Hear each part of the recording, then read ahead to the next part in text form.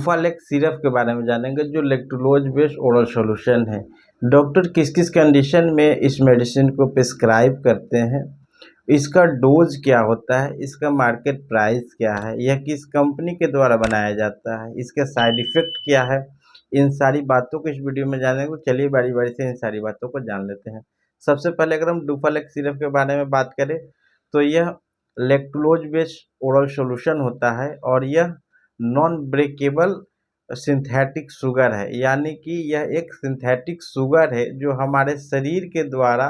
Absorb नहीं होता है, यानी कि हमारे शरीर में अवशोषित नहीं होता है, जिसके कारण इसको ज़्यादा सेफ माना जाता है। क्योंकि क्या होता है कि वह मेडिसिन जो हमारे शरीर में एब्जॉर्ब होगा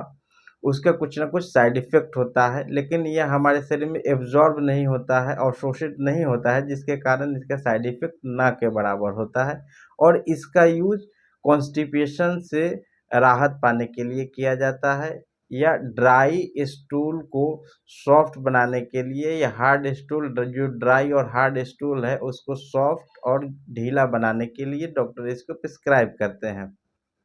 अगर हम इसके मार्केट प्राइस की बात करें तो 150 ml का बॉटल 190 से 95 रुपये के मार्केट प्राइस पे इजीली मिल जाता है। और अगर हम इसके कंपनी की बात करें तो यह एवॉर्ड कंपनी के द्वारा यह सिरप बनाया जाता है, जो कि काफ़ी बेहतरीन कंपनी है।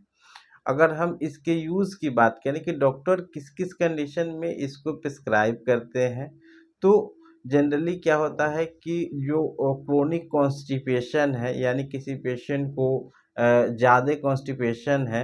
यानी कि क्या होता है कि किसी किसी पेशेंट को, किसी किसी व्यक्ति को स्टूल पास नहीं होता है, कॉन्स्टिपेशन की समस्या होती है, पेट साफ नहीं होता है, जिसके कारण धीरे धीरे मलाशय में, रेक्टम में जो है मल धीरे धीरे इकट्ठा होता है और धीरे धीरे वो ड्राई हो जाता है, सूख जाता है और सख्त हो जाता है, हार्ड हो जाता है, जिसके कारण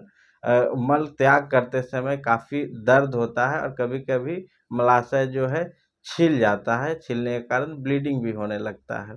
तो क्या होता है कि कॉन्स्टिपेशन के कारण 2 दिन 3 दिन 4 दिन स्टूल पास नहीं होता है, जिसमें स्टूल हार्ड और ड्राई हो जाता है। तो मल को ढीला और सॉफ्ट बनाने के लिए इस सिरप का यूज करते हैं। इसके अलावा अगर हम बात करें तो किसी पेशेंट को अगर पाइल्स का सर्जरी हुआ है, यानी कि पाइल्स का ऑपरेशन हुआ है, बवासीर का ऑपरेशन हुआ है, तो उसमें भी क्या होता है कि सर्जरी के तुरंत बाद अगर स्टूल जो है, मल जो है हार्ड होगा और सख्त होगा, तो उसमें क्या है कि सर्जरी वाले साइट पे क्या होगा कि छिलने का चांस होता है, इंजरी होने का चांस होता है। तो इसके लिए मल का ढीला होना उस समय ज़रूरी होता है, इसलिए डॉक्टर इस सिरप को प्रिस्क्राइब करते हैं ताकि मल ढीला रहे, जिससे रेक्टम के अंदर में जहाँ पे सर्जरी हुआ है उधर इंजरी ना हो। इसके अलावा कोई इंटेस्टाइन का सर्जरी हुआ है,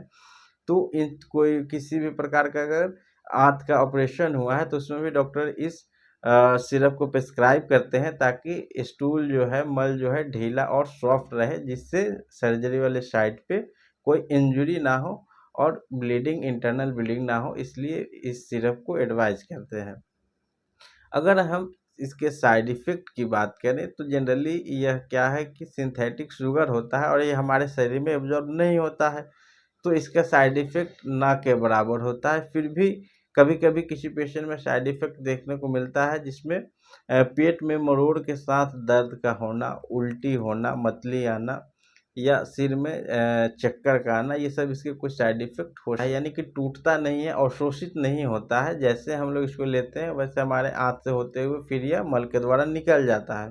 तो क्या होता है कि इसमें यह अवशोषित नहीं होता है बॉडी में, जिसके कारण यह शुगर वाले पेशेंट के लिए भी सेफ होता है। क्योंकि अगर कोई शुगर पेशेंट इस सिरप को ले रहे हैं तो फिर भी एक बार अपने डॉक्टर से सलाह अवश्य ले लें। अगर हम इसके डोज की बात करें तो अगर बच्चा 1 साल से 6 साल के बीच का है तो 5 से 10 ml इसका डोज हम दे सकते हैं, जिसको 3 बार डिवाइड करके दिन में, यानी सुबह, दोपहर और शाम में दे सकते हैं। अगर बच्चा 6 साल से 14 साल के बीच का है तो वहाँ पे इसका डोज हम 10 से 15 ml दे सकते हैं, जिसको 3 पार्ट में डिवाइड कर लें, यानी कि सुबह, दोपहर और शाम। अगर एडल्ट है कोई, यानी कि 15 साल से अधिक उम्र का व्यक्ति है, 14 साल से अधिक उम्र का कोई व्यक्ति है, तो वहाँ पे इसका डोज 15 ml से लेकर के 30 ml तक